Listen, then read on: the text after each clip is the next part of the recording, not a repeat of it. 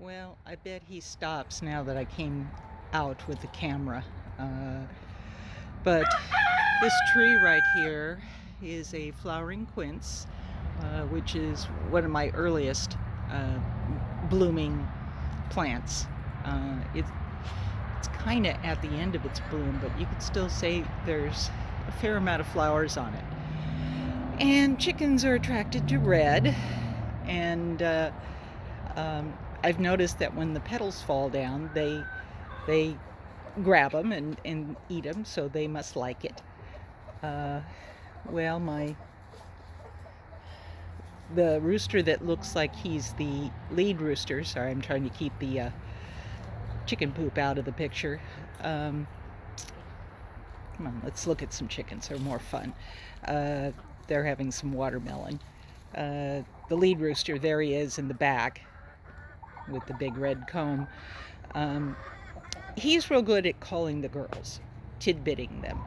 Um, so I saw him over there tidbitting, calling the girls, and one of the girls came up, and he was literally looking at the petal and looking at her, and looking at the petal and looking at her, looking at the petal and looking at her, just about that fast. So it was obvious he was trying to say, there's something here to eat, right here, see? And then she tried, and of course he then picked up the petal and carried it a little farther and started doing it again.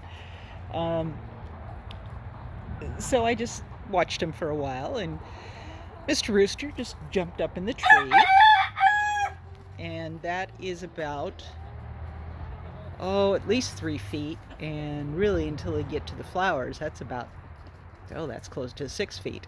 So he'd jump up in the tree and try to, from the ground up, and try to snatch some petals before he landed. So it was sort of like a chicken version of playing jacks.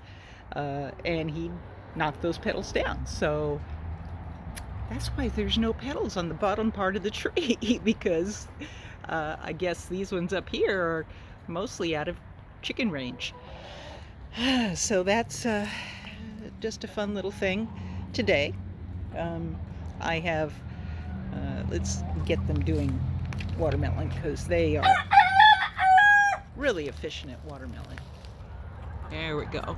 So I had that little personal serving half of a watermelon that I ate all the good stuff, and they will pick all the red and all the white out, and will leave within an hour or so. It's going to be nothing but just this very thin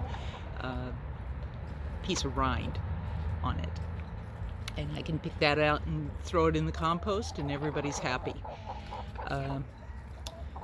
Chicken's got some yummies, and I got some yummies, and the compost got some yummies, I guess. There's Mr. Beautiful right there. So you almost got to see him dance for the girls. He hasn't quite figured out how to be a gentleman yet.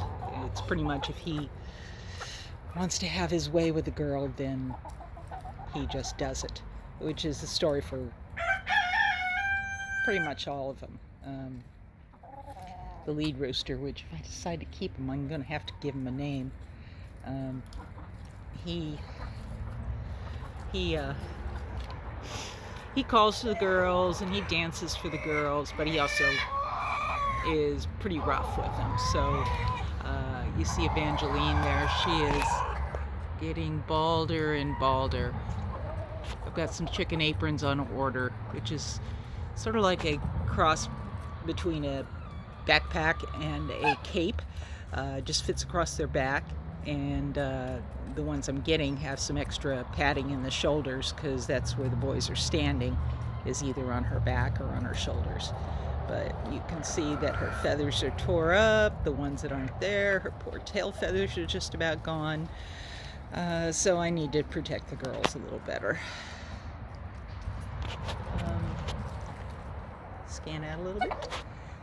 There we go. So they are having a great time. I think this is the first watermelon I've given them in months, because it's February or March. This is early March.